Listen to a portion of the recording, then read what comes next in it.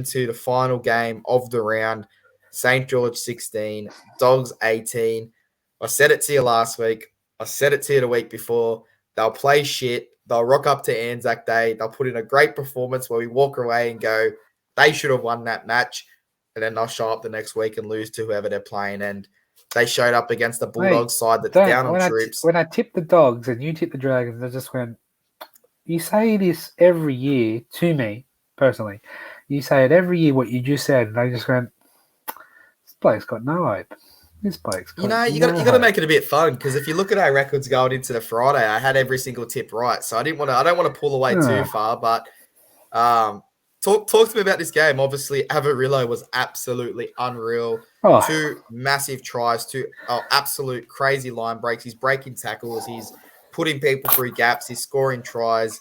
The Dragons, Sloan, he went from probably playing the best game of his career to one of the most average games of his career in this one. So what is next? Obviously, there's rumors coming out that Hook, they've held an interview. He might get the hook. Yes, pun intended. But it's funny. You type in Hook Dragons into Google and you get about 4 different reports that have 4 different years saying Griffin's almost out of a job and they're not going to sign him, but he somehow keeps surviving. So what did you make of this game? Yeah. What do you make of Serrado and what do you make of the Dragons? I'm Hook in, and it's just purely based on money in the Dragons response. Like you're gonna sack Hook, pay him out, then pay another bloke to step in for the remainder of this year. It's just a waste of money. I know. But let me ask you this one. Sorry, before you keep going, I'll let you have your say. If you could replace Hook with who you want long term and you had to get them in now, obviously I'm talking about Jason Riles. If you had to get him in now before he takes a job with Melbourne, would you take the punt? As a Dragons point of view here, I'd definitely go hard after Rousey, whether he takes a job or not. Like Billy Slater, that's up to them. You can only put up a good. I reckon Billy Slater declined the job before it even came through the fax machine. I think he read. I heard message from Dragons HQ: cancel. No, it was like the printer when the printer goes through. It was like job offer, and he's gone. Come on, Storm. It said the Dragons. He went, nah, stop printing. That's what he did. No, but look, I'll be definitely going after some heavy key position men in the game. Maybe Jason Riles before he signs either on with the Roosters as an assistant or he goes elsewhere or the Storm. Maybe there's another bloke out there in Des Hazard. Who knows? Who knows they go after? But I think they should just use if Hook to them is not the man going forward beyond this season, then just let him caretake this side.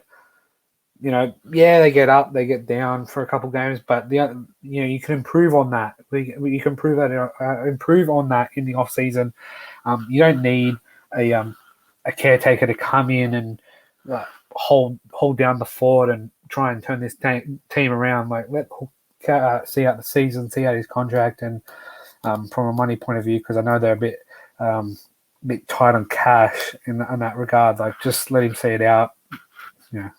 It is what it is, and look elsewhere. But Serrado, good coaching, got this team up firing from last week against the Sharks. Good response. I think the referee needs to go to Bunnings because they've got a 2-for-1 deal on concrete because Josh Reynolds, if bullshit's the worst word that he said to you, I think that's a bit soft, a bit weak. I've had a lot worse being shouted in my direction when refereeing sports and nothing is being done about it because at the end of the day, they're in the heat of the battle. Egos are going to be up. Tempers will be flared. The game's on the line. You